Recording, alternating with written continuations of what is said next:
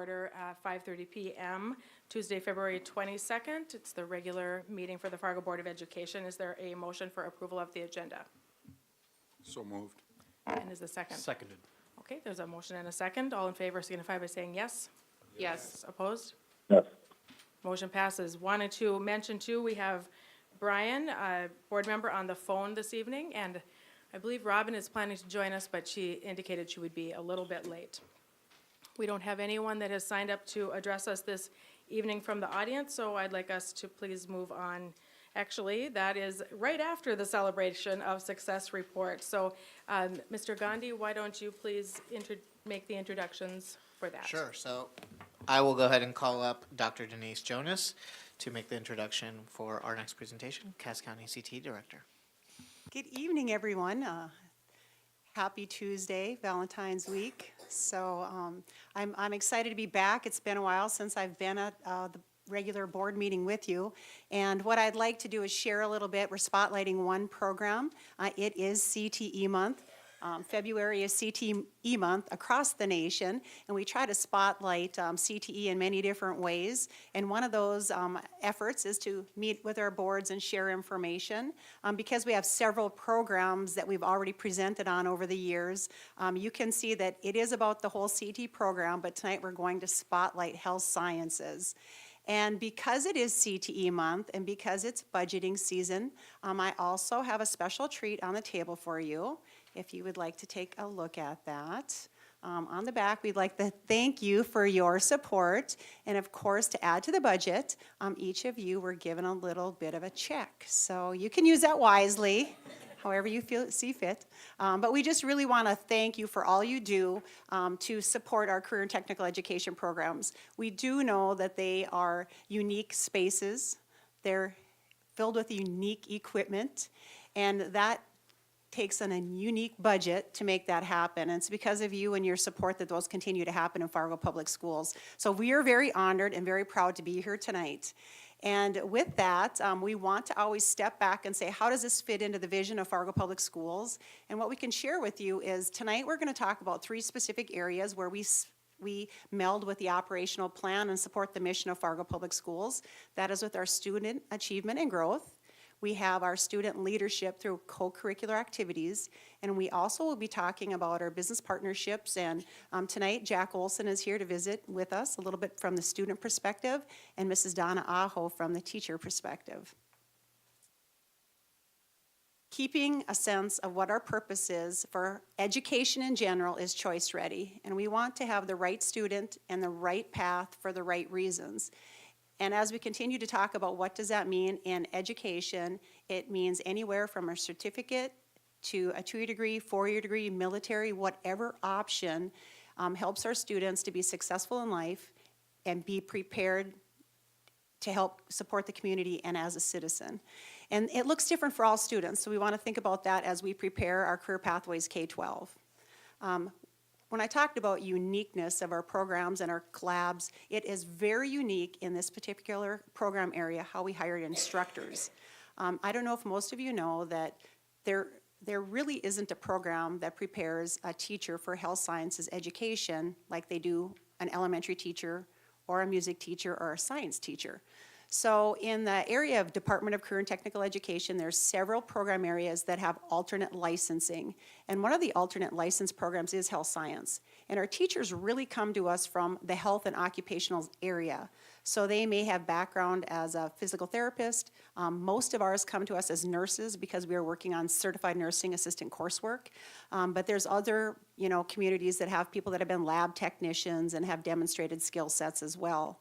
But I think it's important to know that our teachers typically have a BS in nursing or above, but they do have to demonstrate they have 8,000 hours of occupational experience as well. And then because they are rich in content, but they may not have had experience as a teacher, we have each of those teachers finish a transition to teaching program through Valley City State University, which takes them through a series of coursework from lesson planning to classroom management and what it means to be a teacher, what does pedagogy look like, what does professional learning communities look like, and they learn that throughout the course of their transition and their teaching license process. And they have up to 2 years to finish that process. So that's pretty unique. Most of our teachers, of course, in this area come with some certifications. For example, basic life support for CPR and first aid, and they're instructors in that area. And then some of our teachers go on and when they're teaching dual credit, they actually become an adjunct faculty member of the institution that they'd be teaching dual credit in. Right now, we have 5 instructors that have transitioned this year. At Davies is Donna Aho and Jamie Yeager. She's split between South High, and Chris Hintz is at South High. And then we have a full-time, Alicia Bloff has transitioned out, and now we have our second semester teacher that we've got on board for us is Allison Tollefson. So those are the staff members working with our students this year. Later on, Mrs. Aho is going to come up and she's going to visit about the health science curriculum. And what I can share with you, first of all, is Mrs. Aho is amazing. She has been in the system for over 15 years. She has, in the time I've been here 4.5 years now for Fargo Public Schools, and she has mentored 4 people. She has mentored the people that were here when I came. She is the go-to person. She leads job shadow experiences. She is just a wealth of knowledge. And I share that with you with excitement and also with sadness because Donna is also retiring this year. So I'm glad that she is here tonight to share her experience with you, and I would just like to move along so she has more time. But what I can tell you is this is a very popular program. The industry needs workers. Students recognize that as well as parents, and the enrollments in this area stay pretty high. Right now, you can see the numbers in our Health Science 1, which is a year-long course, and then our Health Science 2. Usually trickles off once people find the pathway that they're interested in. We also have our certified nursing assistant. We have that as a standalone course and as an extension of our Health Science 2 second semester. So students can also, if they may not have had 2 years in their schedule, they still could take coursework to get their CNA, which is definitely a great place for our students to start as a career or also as they move into a medical post-secondary program. We also are doing dual credit with med terminology with NDSCS. That has been delivered through an online format and a face-to-face format. It's optional, so students can take dual credit, or they can just take it, to have background knowledge as well. So those are some curriculums. Donna will talk more about what's inside of those. As we move forward in the work experiences, and Jack talks about his experience with the curriculum or also with his experiences, over time we've talked about how do we have students learn more about what is available for careers. And you can see in this diagram that we talk about some awareness strategies which are pretty low level. Anyone can do them, guest speakers, lunch and learns, career videos. We get into more in-depth types of field trips, college visits, job shadows, and then eventually we get into some areas which are really intensive, more specific, more clinicals. And the one thing I'm proud about for the Fargo Public Schools Health Science Program is they've really set up a pathway for students to be able to see, be aware, and then hone in as they go along on some specific experiences. So you can see that our students aren't just stuck in the first level, they actually have an opportunity to get more involved as they move on. One of the things that I find interesting with job shadows, especially in the middle of choice-ready conversations, we want to make sure that it's an intentional experience, our students are prepared, there's HIPAA, ethical conversations, things that they will observe on a job shadow, and Donna will speak to this, but there's a lot of preparation involved. So I'm going to have both Donna and Jack speak to this. And then finally, last year we talked about next generation sector partnerships, and if you look on the screen, you can see off to the right the number of programs we have. There's nursing, there's health science opportunities on all 4 of our high school sites. The idea is from nursing to veterinarian to PTOT. There's a broad spectrum of topics that they can explore and cover in their awareness phase. But when you look at the side on the left side, those are the partners that we have in our community willing to take students and help them learn more about the profession. And then finally, one of the aspects or elements of high quality CTE is leadership. And I was excited to, in the last couple years, that our instructor, Alicia Blofis, applied for a grant, and we received some funding last year and this year to launch HOSA. So it's specifically a career and technical student organization related to the health sciences. In the past, health sciences was under Skills USA, but under Skills USA is construction and auto and some of the trades areas. And HOSA is specifically related to health sciences. It is a very popular and growing co-curricular activity in the state, and so it's exciting to get that started. And later on, if you look, I think the creed says it all. It's about compassionate healthcare, academic excellence, community service, leadership, dedication from the student. And you can see, as an example, we don't do sutures in our health science curriculum, but that's what you can do as you extend your learning, a leadership opportunity where they just practice some of those types of unique experiences in the health profession. Unfortunately, due to some health issues, our advisor and student are not here tonight due to illness. So I'm going to just leave it at that and have our guests come and share their experiences with you, and then you can ask questions. Ultimately, we want our core to turn into 21st century skills, career education, work experiences, and then choice-ready students. So that's the model. And now I'm going to turn it over to Mrs. Aho.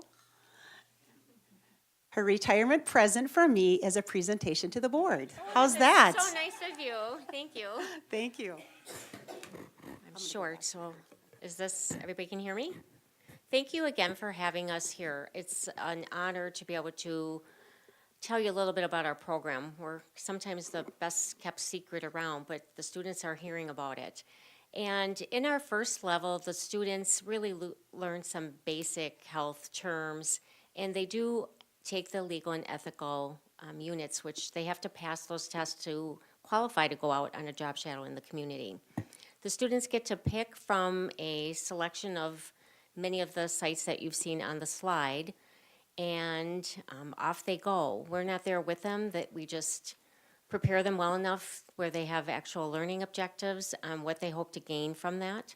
They are assigned a mentor, and that mentor, again, is somebody working in the field that is willing to have our student address their objectives and hopefully either solidify that this is the career for them or not. If they're interested in health science, they usually will take level 2, which they begin going on job shadows right from the beginning of the school year, and they continue going up until mid-spring. And again, a variety of healthcare providers take our students, as well as non. They can go to veterinarian. We've had some students job shadow a teacher to see if that's a career that they're interested in. Currently, at this time of the year in our curriculum, the students in level 2 are now thinking about what career do they really want to go into, and they're researching that career, the different programs that are out there, how do you get into the program. And we're going to build off of that where the students now are going to be writing a letter of intent. Where do you look for those jobs? How do you interview for those jobs? And we do some mock interviewing. And I tell them, save this information, and I can tell you there's a number of hands that will be calling me, a number of students that call to say, where's that big packet on how to write a resume, how to fill an application and prepare for interviews. It's an honor to be an educator for Fargo Public Schools. I've enjoyed my tenure here, reaching out to the students from the very first day I started. And I think one of the best things that I enjoy is I've built connections with those students. Many of them now are healthcare providers in the community. My only request from them when they graduate is to remember to give back. Remember the people that took you in and allowed you to job shadow. Please think about giving back, either having students or coming back as a guest speaker. And I'm always proud to have them come back into my classroom. Thank you for that time, and I'd like to introduce Jack Olsen and let him tell you a little bit about his experiences.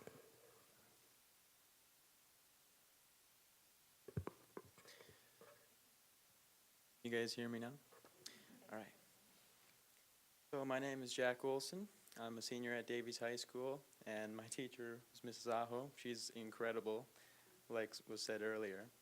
I've personally developed a connection with her over my last 2 years in the health science program, and she's someone I can go to if I need help with literally anything. So I really take that to heart, and that's something I'm very thankful for. So she will be missed at Davies and in the health science program. But to now tell you a little bit about my story, I came into high school not really knowing what I wanted to do with my life, which freshmen really don't know anyways. So it was in like my sophomore year when I kind of started to get a grip on what I wanted to do, and I was thinking, just the medical field. I like to help people. I like to, like work on things. I like to learn how the body works and stuff like that. So I started to take some classes in high school that would allow me to, think about that more. So like anatomy and the sciences. And then when I was registering for junior year, I saw health science. Health science, medical field, that seems like a pretty good correlation, right? So I took that, Health Science 1, and like she said, Health Science 1 is really about learning terms and kind of the general basics of the medical field, kind of getting an idea for what it's all about. And really it's like the common knowledge of anyone in the healthcare like field. If you want to work there, that's something all the information is something that everybody knows. So that was cool. And then the biggest part of Health Science 1 is you get to go on a job shadow. That's something that a class or another class I've taken in high school hasn't offered me. That was the only class in high school that I got that opportunity. So that was really unique and interesting. And then we find out at the end of Health Science 1 that Health Science 2, you get to go on a bunch of job shadows. So I was like, for sure, let's take Health Science 2. So over that summer, before I got into my senior year, I started to think a little bit, and I was starting to really get interested in orthopedic medicine. So my parents have a couple of friends who are friends with orthopedic doctors. So I had them, give me a little more information about it, and I was like, yeah, okay, let's see what it's about. So then going into Health Science 2, I looked at the job shadow list and saw that it wasn't on there. There was things like sports trainers, like a high school sports trainer, a college sports trainer. I was like, oh yeah, I could do that. That's pretty similar. Or physical therapy. So I did that. Physical therapy was cool. And then the middle of this year, I can't remember what month it was, maybe like October or something. And I just asked Mrs. Aho, is there an off chance that, if it'd be at all possible if I could see something related to orthopedics? So she sent a few emails, and all of a sudden, a couple days later, I'm in the Center for Special Surgery watching an ACL or a total knee replacement surgery. So that was really cool. And if there's one thing I learned from there, that's what I want to do in my future. I would have never had that opportunity if I hadn't taken health science. And even another cool thing about that experience was I got an opportunity to be prepared for that. So because a lot of people would go in there, be super freaked out and nervous. Some people even faint, and then you become another patient for the doctors in there. So to make sure that didn't happen, I was given a virtual surgery link, and I watched that so I could see how it all goes down before. And then I was told things to do in the morning, like wake up early, get a good breakfast, make sure you're awake and ready. Because it's definitely different. It's not something you see every day. But it was really interesting. And then the part about that is I didn't just get to watch a surgery. I got to go upstairs with him. I followed Phil Johnson. He's a popular orthopedic surgeon in the community. So I watched the total knee replacement surgery with him. And then later during that day, I went up and watched the clinic part of the job too. So I got to see the whole thing. So he goes room to room, talks to all the patients, sees what's wrong with them, and if they need to do something right then, like a shot or something to relieve pain, they'll do that.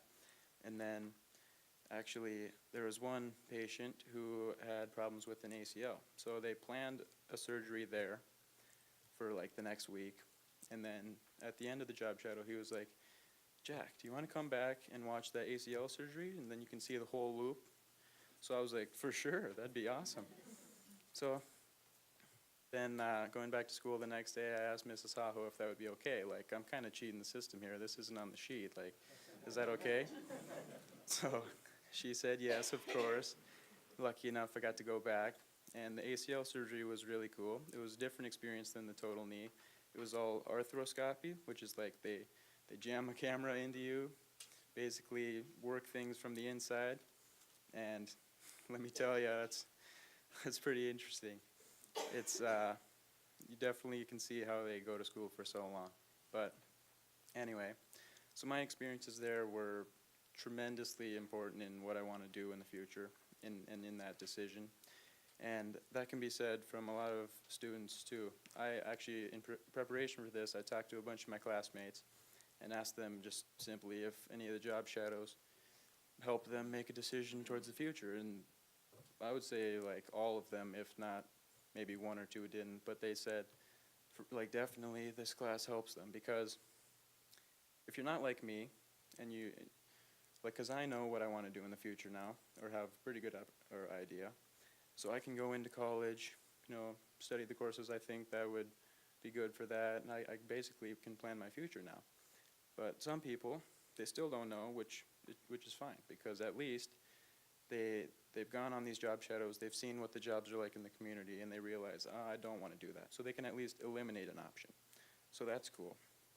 And again, yeah, I would have never had that opportunity to advance myself and grow like that and just be decided on what I do in the future without health science. So I'm really thankful for that opportunity and thankful for Mrs. Aho.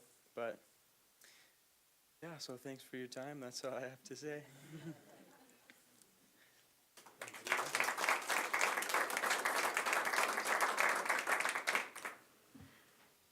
Do we I have? would like to go on the record and say that I did not have anything to do with his testimony. That was all from the heart.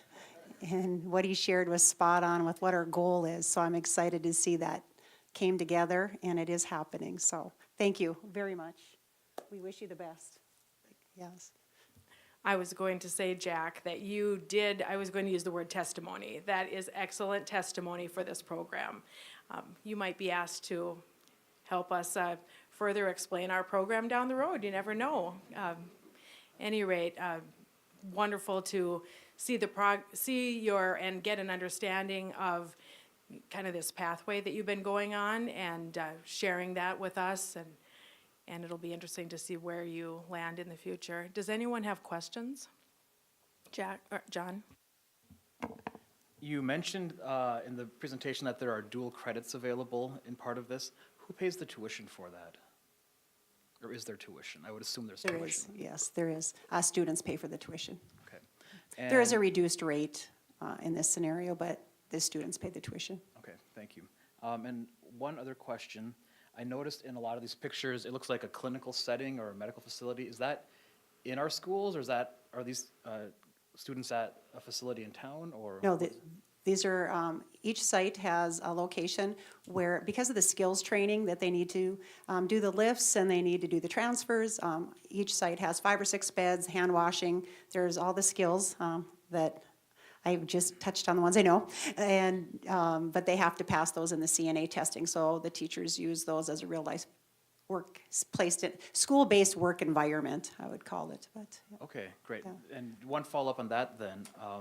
Is this part of the Cass County Career and Technical Education Virtual Center? And does this count of students include just FPS, or is this everybody in that program? This count is everyone that is taking a course in Fargo Public Schools.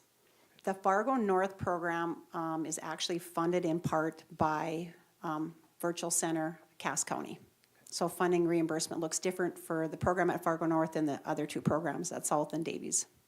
Great. And what participation is there from outside of Fargo with that North program? Sorry to put you on the spot with that. No. Actually, because there is so much interest at North, it's 100% full with the students from Fargo North. But that section has been used to teach online courses of med terminology. So that's been where that connection comes through. Okay, great. Thank you very much. Anyone else? Brandy? Do you have just job shadowing only for the health science, or do you have it in numerous classes?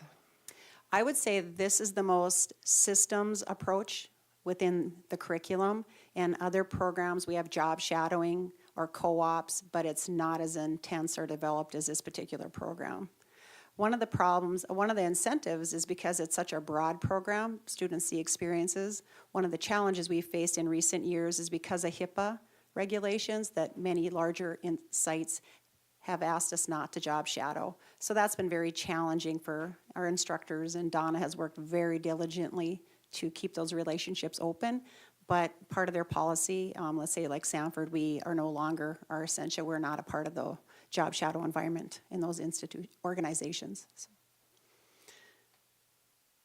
Thank Anyone you. else? Mhm.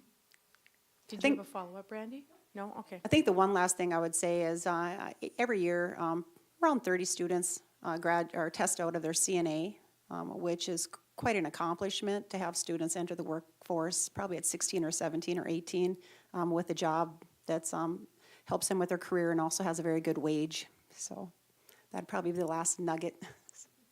Thank you again. Have a great evening, everyone. Fantastic. Thank you very much. All right, now, we don't have anyone that is signed up to speak this evening from the audience. So moving on to staff reports, the FEA report. Fargo. Laura. Good evening. I don't have to look very hard to find things to brag about. I mean, just get me started, right? I got my Davies brags right there, Mrs. Aho and Jack. Well, I'm going on, I've got Ed Clapp in the house. Say howdy, Ed Clapp. There are things that they would like to point out going on at their school right now. 4th and 5th grade just finished Day of Compassion with lots of high school volunteers. There's another Davies shout for you. Sorry, Ed Clapp, I jumped in on that one. Came to help out and demonstrate leadership skills. And they've implemented Second Step Social Emotional Learning Curriculum. I bet you there's an acronym for that. And they've already noticed improvement in self-regulation, kids more aware of how their actions affect others. So, awesome. Madison Elementary, say howdy, Madison. Continuing their work with kids on 21st century skills, they've got makerspace clubs and the use of space and materials for classroom and library. Listen to these, well, I don't know, high-tech material names. It makes it just sound so fun. We don't have that in literature so much. Spheros, Ozbots, Squishy Circuits, Little Bits, Makey-Makeys, and Cubelets. In addition, they're using low-tech materials to solve STEAM problems and explore while learning. So, plenty to feel proud about in Fargo schools. Thank you, Laura.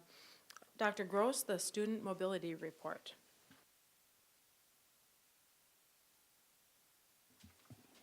Wonderful. Well, thank you. Attached to Memo 67 is the mobility report for the first semester. At the end of the first and then second semester, we share this report with you. It is just an indication of the number of students who either come into our district or have left our district during that time period. Much or all, I would say, of that is based upon the family, and if they decide to either move out of the community for whatever reason or come to our community. But this is just so that you can see what those numbers look like. So on the page 2, you just get a summary of that information. And what we have tried to do is provide for you kind of a comparison by level, elementary, middle school, high school, for this time period last year compared to this time period this year. Again, this is just first semester data. So as you look at that, you can see a similar number, not the identical, but a similar number of transfers in and out. But the one thing I would like to point out is if you add those two columns together, the 708 transfer in and the 960 out, that's over 1,600 students who have either changed where they're going to school only in one semester. So the mobility rate within our system is quite high as we look at that. Then on the bottom of page 2, what you'll see is just that same set of data, just in a different graphical format for you so that you can see by level in and out. Again, the reason for this is family dynamics and what they've decided to do with their family, either moving in or out of our community. Then, like we have done in the past, what we've provided for you on the next 3 pages is a similar set of data that looks at, okay, let's just look at elementary and where the students who came to us came from. And then we'll provide that same data for where the students who left us went to as they continued their education career. And if we just look at one of these as an example, the dark blue, which is near the top of that, would be students who transferred in from someplace in North Dakota, not including our nearest neighbor, West Fargo. Going clockwise around there, the red would be from West Fargo. Then we have Minnesota, not Moorhead, in the green. Purple would be Moorhead. The lightest blue on there would be from out of state, not Minnesota or North Dakota, but someplace else. And then the orange slice would be from the private schools within our community. So you can see it varies dramatically where our students come from that come into the Fargo Public Schools.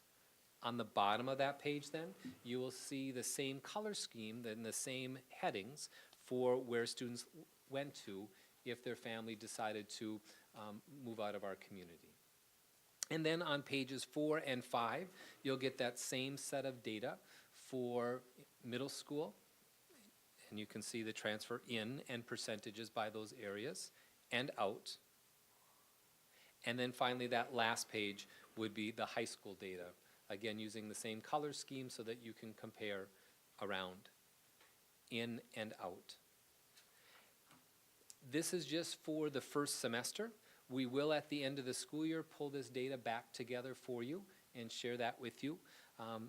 But if you go back to page 2 in the summary and you look at the ins and out compared to last year, similar, but the thing I just really wanted to stress is the number, and it's quite a high number of students and families, and that has a dramatic impact on our mobility rate in our district. Thank you, Dr. Gross. Does anyone have questions or comments? All right.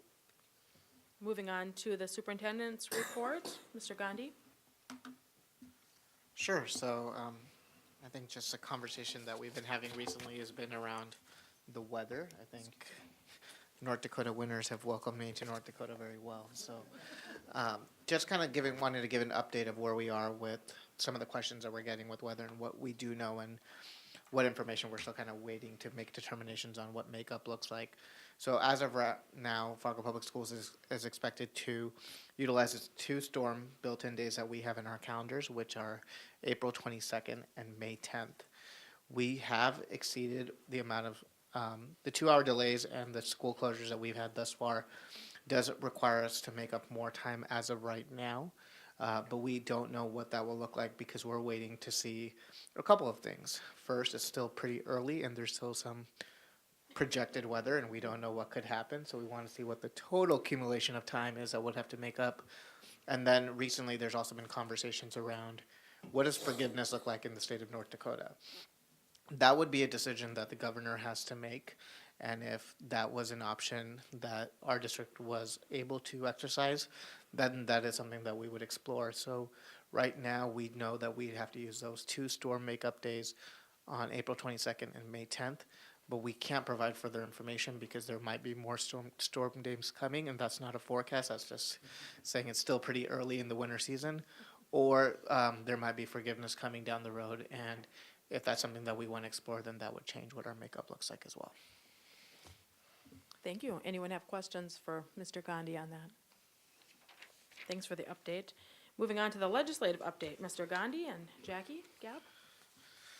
Sure. So I have a couple of bills that I can kind of just go through that we've been monitoring as a district and just share where those bills have landed, if they've been voted on, or where we're looking at. So looking legislatively, just kind of want to first off start by saying there was a bill and there's been some conversation around weather related as well around virtual instruction makeup days and what that would look like in the district.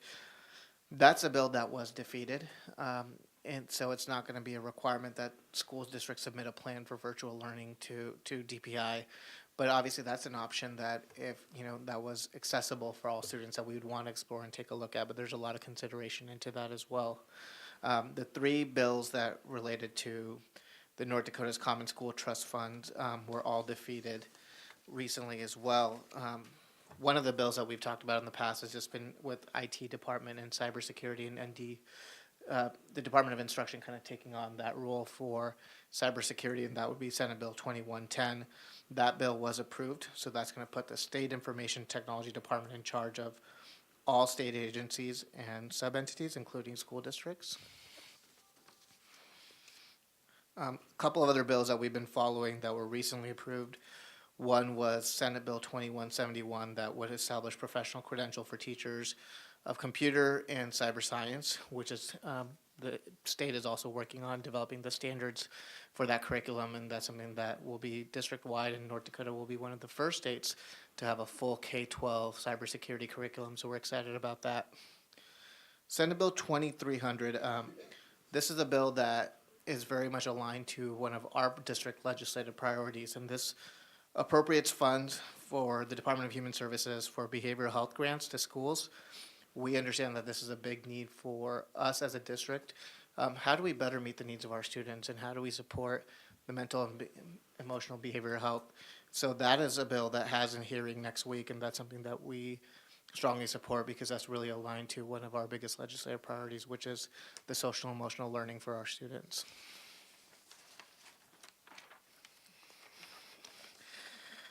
Also, Senate Bill 2341, and this is a bill that kind of aligned to what Dr. Jonas talked about today, as well as one that we're monitoring, and that's requiring the Division of Workforce to develop and the superintendent of the state to establish an apprentice training program, which would include training grants and student education about apprentice opportunities. And I think Mr. Olsen from Davies today gave a great testimony to kind of his job shadowing experience, so that's something that we'd want to kind of monitor and take a look at as well.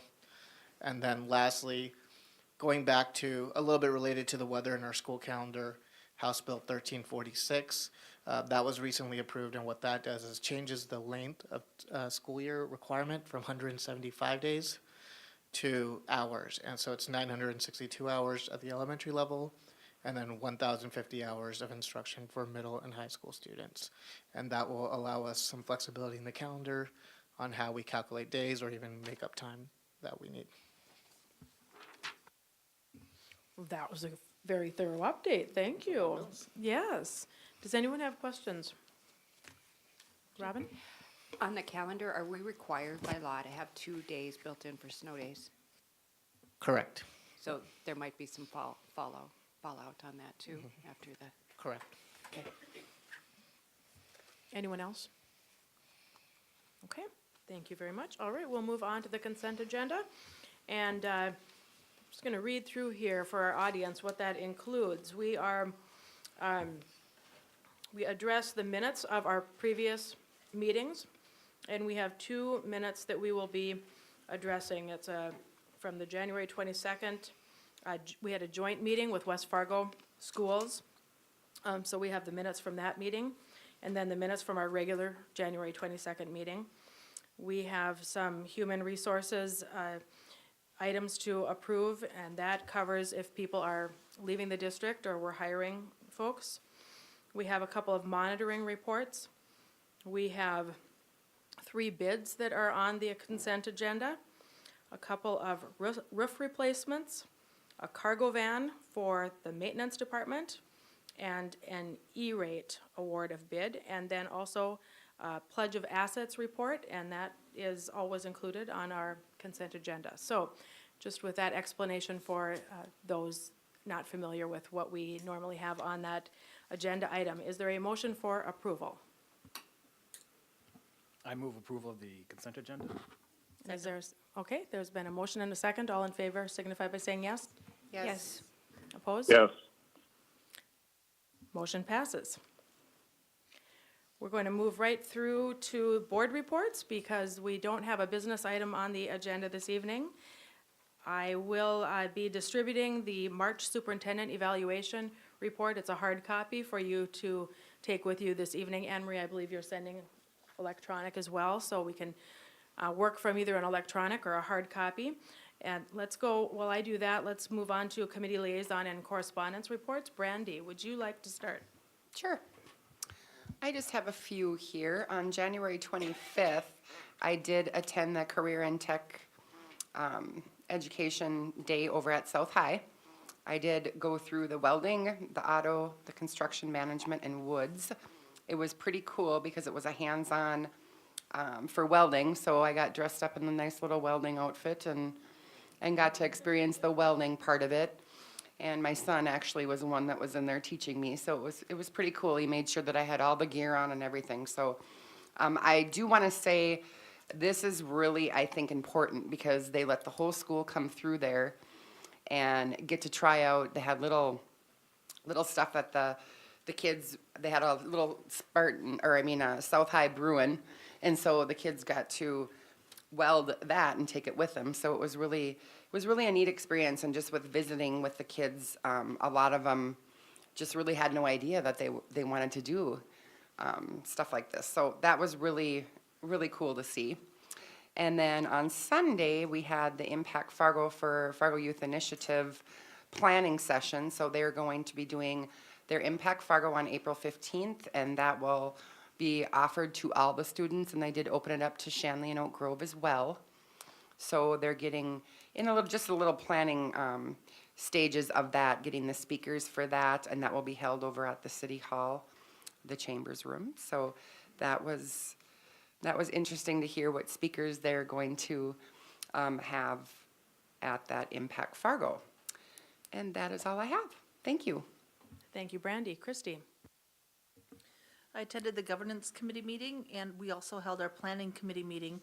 And at that meeting, we accepted the architect for the secure entrances, and that is EAPC Architects.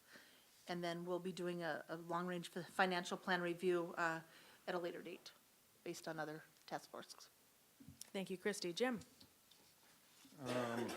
I spent a few days in DC for the Policy and Resolution Committee for NSBA, and that went pretty smoothly. This week, I was at the GAC meeting this morning as we were planning for the legislative breakfast, and I'm sure Robin will give everybody an update. Was at planning. Unfortunately, I missed the negotiations seminar and an event at CBE on Monday as I was dealing with family issues in Rochester. I noticed I don't think any of us made it out to Bismarck for that negotiation seminar, unfortunately, so. Was Brian out there? Well, congratulations, Brian. When I called the hotel to make my cancellation, they said that there were something like 60 cancellations, that most of them had to do with that seminar, so just unfortunate due to the weather. David? I attended planning yesterday, and we had a meeting with the FEA last evening on negotiations. Jennifer? So the Communications Committee met, and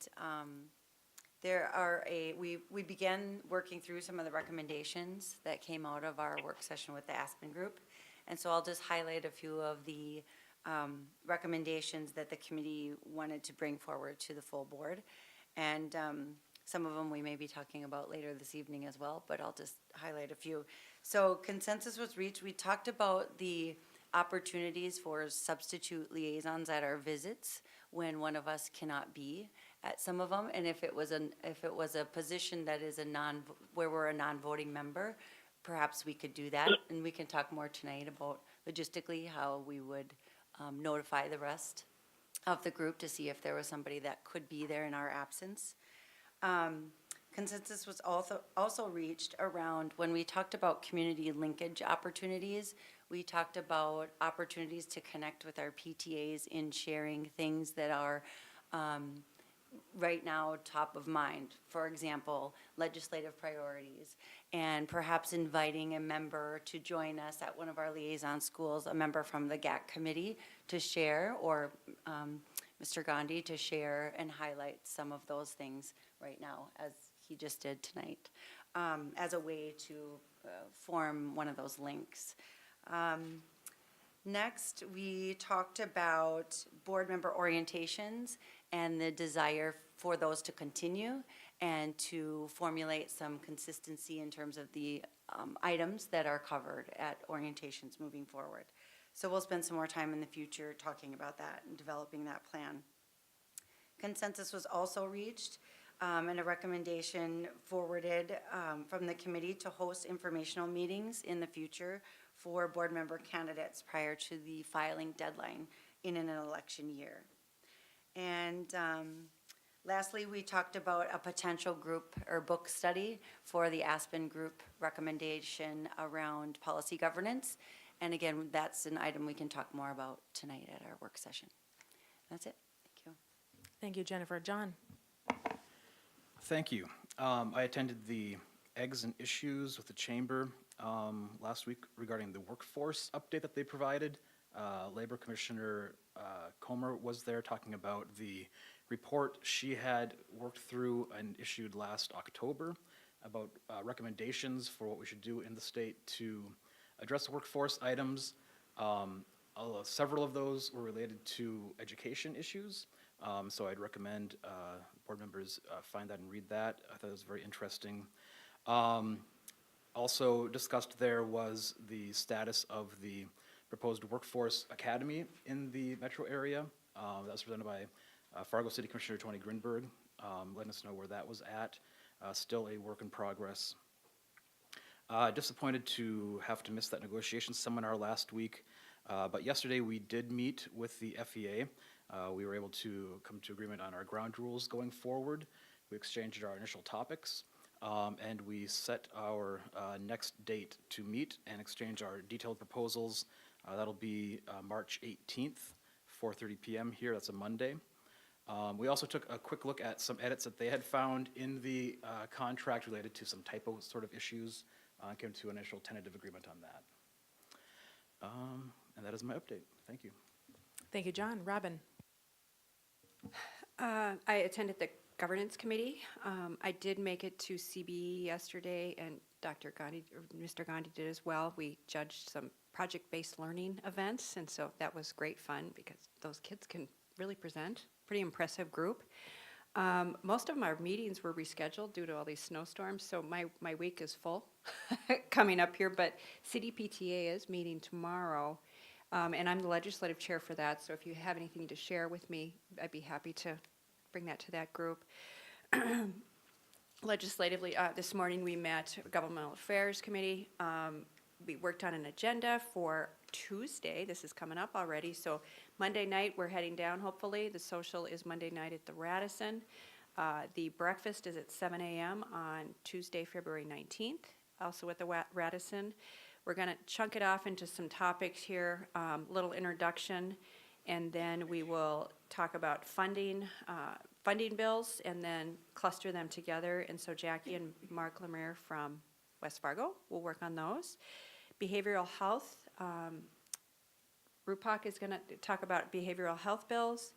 And then there are several gun bills that are still circulating that will probably be consolidated. So Jim has offered to tackle that. And then we'd also ask a couple of our legislators that serve on the education committees for some updates from them briefly. We'll be cruising through this because my guess is they're going to be trying to leave as quick as possible to get back to the Capitol. So we'll try to keep it on task. And as we field questions, I offered to kind of facilitate the questions from our legislators and ask people to answer those. But we had a very good meeting this morning. Prior to that, we will also be sending to you some talking points, so you can talk to legislators, particularly at the night prior. That would revolve around some other various bills and philosophies and why we take positions that we do. So it'll make sense when you get them. I believe that Jolynn will send those out by the end of the week. Is that what we're thinking, Jackie?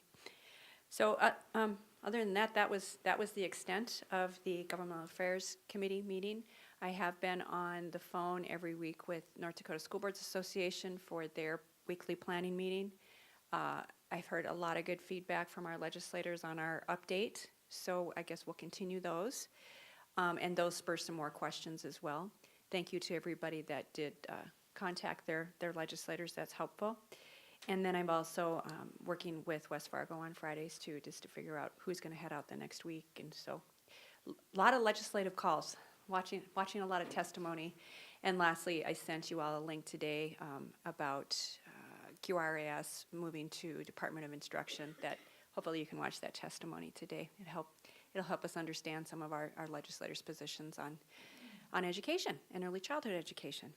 I believe that is it. Thank you.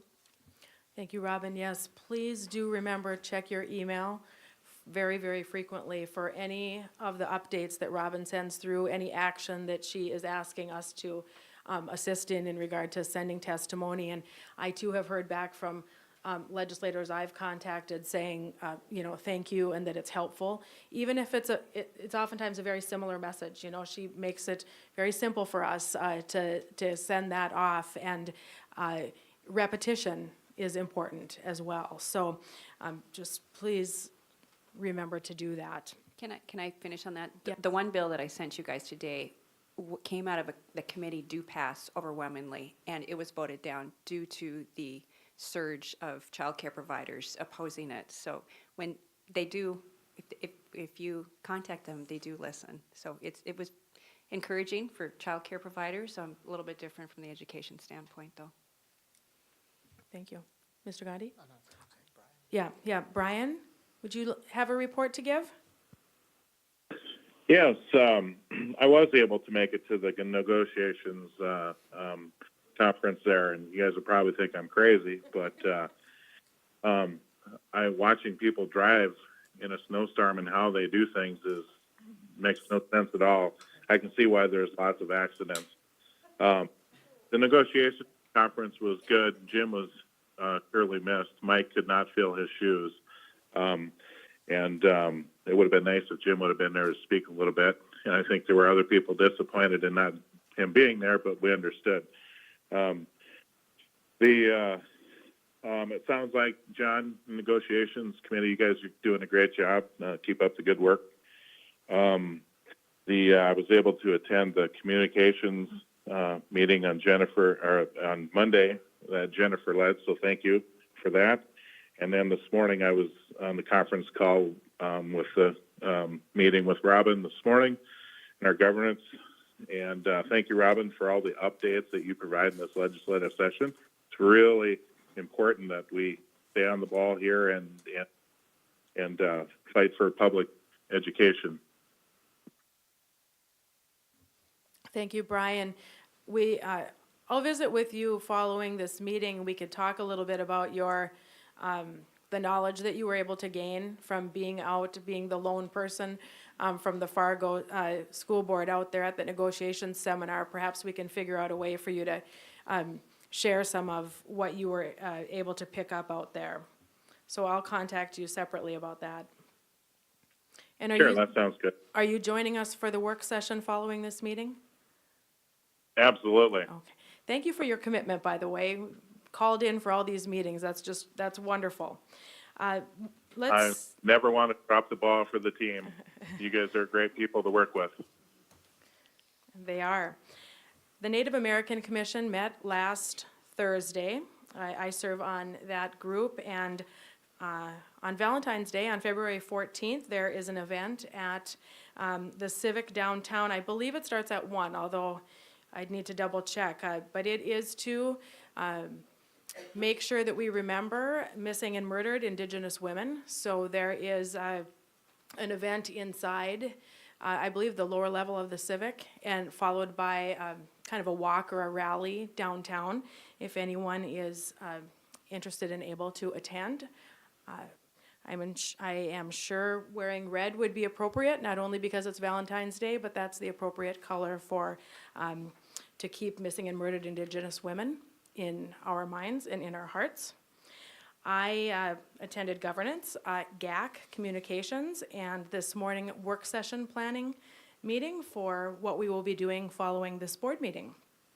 And I believe that is it in terms of our reports. The president's report was handed out. Does anyone else have anything that we need to be discussing this evening? President Knudsen, I would move we enter executive session for the purpose of negotiation strategy as permitted under North Dakota Century Code, section 44-04-19.1. Okay, there has been a motion for moving into executive session. Is there a second? Second. A motion and a second. All in favor signify by saying yes. Yes. Yes. Opposed? Yep. All right, David, do you have a question? Excuse me, Brian, do you have a question? No, I just said yes on the vote. Okay, thank you. Those who are not board members or members of the administration, if you would please clear.